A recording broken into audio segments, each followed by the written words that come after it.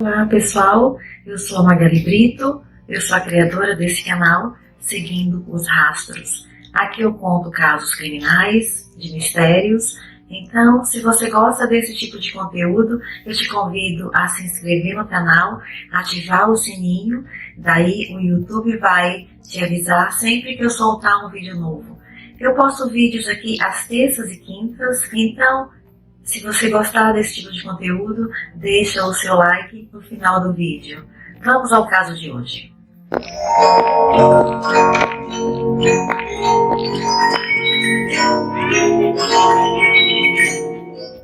O caso de hoje é o caso da Poliana da Silva Oliveira, que foi assassinada pelo próprio pai, o Antônio Marcos Pereira de Oliveira, na manhã do dia 1º de maio de 2023.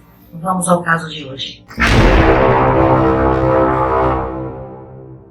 Por volta das 5h30 da segunda-feira, dia 1º de maio de 2023, o Antônio Marcos pulou o muro da residência onde estava o casal Poliana da Silva de Oliveira, de 25 anos, e o marido Everton Bete de Oliveira, de 30 anos.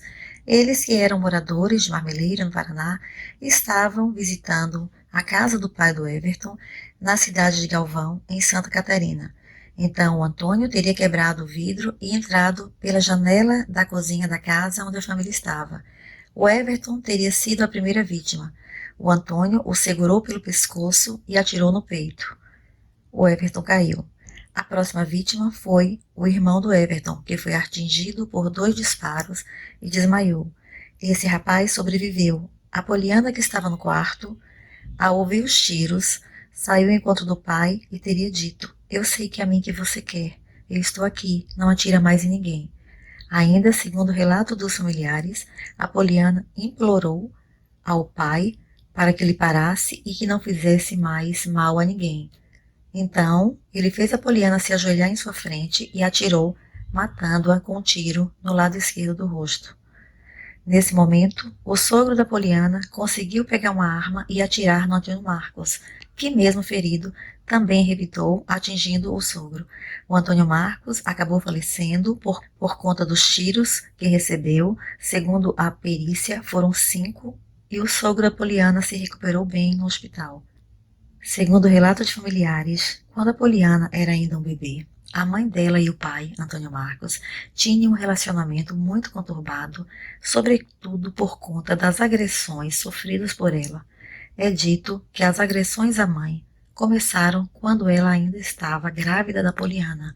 Então, ela já não conseguindo mais conviver nesse ambiente hostil, e já tendo 2 medidas protetivas contra o Antônio Marcos, ela fugiu com a Poliana de Santa Catarina para o Paraná. Essa mudança fez com que a Poliana crescesse longe do pai e só voltasse a conviver com ele por volta dos 12 anos de idade, quando Antônio Marcos apareceu e aos poucos foi ganhando a confiança da menina. A Poliana era uma garota inocente e não sabia como era o pai de verdade, imaginando que teria uma vida melhor, então ela decidiu morar com ele. E mesmo com a família sendo contra, ainda tentando alertar que ele podia não ser uma pessoa assim tão confiável e boa, no entanto, a garota estava resolvida e acabou indo morar com o pai. Aos poucos, o Antônio Marcos foi proibindo a Poliana de visitar os familiares do lado materno, e essas visitas foram ficando cada vez mais raras, mas eles não puderam interferir, pois todos tinham muito medo dele. É dito que se tratava de um homem violento que sempre estava envolvido em brigas. Ainda, segundo os relatos familiares, foram 8 anos de abuso, onde o pai controlava tudo o que Poliana fazia. Não deixava ela ter rede social, não podia sair sozinha, não podia se relacionar com os outros garotos da idade, nem namorar, e que somente iniciou o namoro com Everton, o marido, após muita insistência, e eles eram vigiados de perto o tempo todo pelo pai da Poliana. Após o casamento, que foi autorizado pelo pai, o Everton continuou morando com eles. O Antônio Marcos construiu uma casa atrás da casa dele, e assim que eles casaram, eles continuaram morando com o pai, com Antônio Marcos. O Everton conhecia o lado agressivo e violento do sogro, tendo ele mesmo sendo vítima de agressão. Não tinha como ajudar, uma vez que ele também vivia sob ameaça. É dito que ele fazia tudo pela Poliana e pelas filhas. Uma amiga também relatou que a Poliana não tinha liberdade para nada, que ela sofria abusos, vivia trancada. Ele, o pai da Poliana, não deixava ela sair, tinha acesso ao celular dela. Na casa tinha câmeras para vigiá-la, ela não podia sair sozinha. Onde ele ia, levava ela junto. Não deixava ela sozinha por nada. Porém, ninguém podia falar nada a respeito, porque ele era muito cruel e descontaria nela, relatou a mulher. É dito que durante os 8 anos que morou com o Antônio, a Poliana era frequentemente abusada, tanto física quanto sexualmente, sofrendo todo o tipo de agressões. Ela apanhava com fios, com barra de ferro, com tudo o que estivesse ao alcance do pai.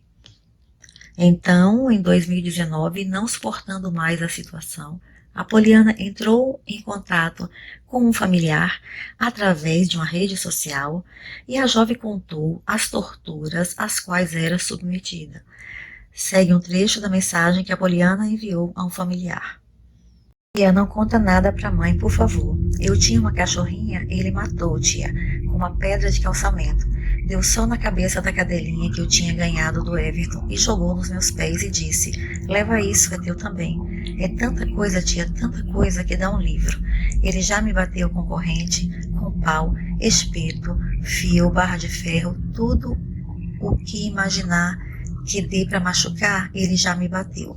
Um dia ele me amarrou com os pés, as mãos e colocou um pano na minha boca e acho que ficou 1 hora me batendo. Eu lembro, eu fiquei com meu corpo todo roxo, meu rosto estava desfigurado. Isso foi um pouco antes de eu namorar o Everton. Eu fiquei, acho que 1 semana sem sair para você da casa. Teve um dia que ele me bateu com a panela na cabeça, cortou, eu fui para o hospital. Eu levei uns 6 pontos.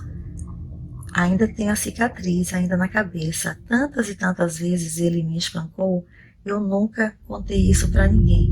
Precisa falar, foi mais de 8 anos assim.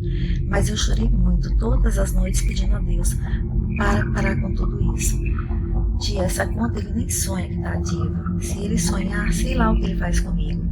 Tia, eu nunca falei isso pra ninguém, sabe? Eu sempre acho que realmente eu tô errada.